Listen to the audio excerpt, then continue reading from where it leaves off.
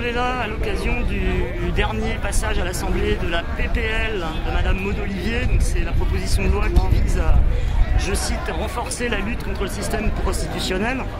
La mesure phare de cette loi est donc la pénalisation des clients des travailleuses du sexe. Et c'est une mesure à laquelle les associations de lutte contre le sida, toutes les associations de santé communautaire et certains collectifs féministes sont radicalement opposés. C'est avant tout une loi symbolique en fait.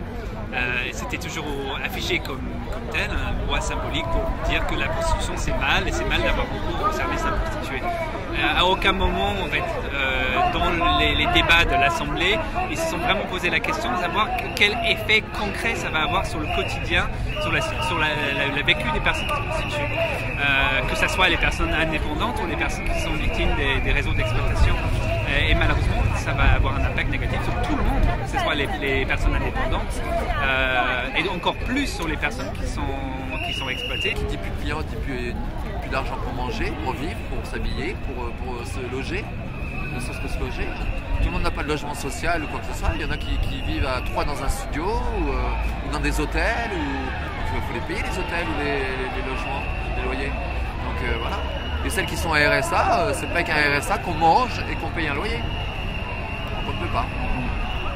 À savoir qu'en 2003, il y a eu la loi qui a été mise en place pour le délit de racolage. Et on a vu comment jusqu'au présent, la situation des personnes concernées s'est complètement dégradée. Par expérience, parce que dans l'accompagnement social et sanitaire que nous faisons à CPTC, on s'aperçoit comment progressivement, même si cette loi n'a pas été votée et que c'est bien aujourd'hui qu'il va avoir lieu, a dégradé la situation des personnes qui nous accompagnent. De toute façon, à l'heure actuelle, les travailleuses du sexe peuvent par exemple pas exercer ensemble dans un même appartement. Voilà, donc quand elles n'auront plus d'appartement, qu'elles pourront plus, elles peuvent déjà pas racoler, mais voilà, et qu'elles n'auront plus de clients, qui sera au mieux à même de leur en fournir? Ce sera les réseaux. Donc c'est une loi qui entend lutter contre les réseaux et qui dans les faits, va aller complètement à l'encontre de cet objectif.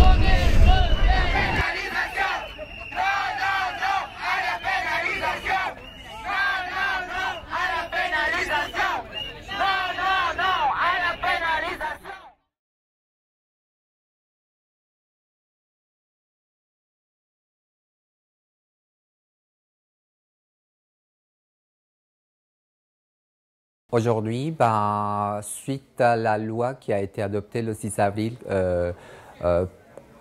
c'est-à-dire la loi qui aujourd'hui envisage de lutter contre le système prostitutionnel, on s'est dit qu'il y avait une extrême urgence de se réunir à un niveau communautaire, c'est-à-dire entre femmes trans qui exercent le travail du sexe, et de faire le point à niveau communautaire sur la question de la loi qui vient d'être adoptée, mais aussi sur la loi qui vient d'être abrogée, c'est-à-dire le délit de racolage. On n'a pas le droit à faire la même erreur qu'on a fait avec la loi sur le racolage, c'est-à-dire en 2003, et qu'après ça a causé des graves dégâts dans la communauté. Et donc notre objectif aujourd'hui, avant tout, c'est de continuer à être mobilisés, mais à travers l'appropriation d'informations législatives et juridiques, et surtout savoir qu'est-ce que les personnes elles-mêmes souhaitent en vrai. Est-ce que vraiment ils sont prêts à prendre ce parcours de sortie de prostitution, ou est-ce qu'en vrai on va découvrir non, elles s'opposent carrément, comme ça a été vu à l'Assemblée nationale le 6 avril. C'est une action communautaire, c'est une action d'appropriation d'informations et la conception d'une stratégie collective.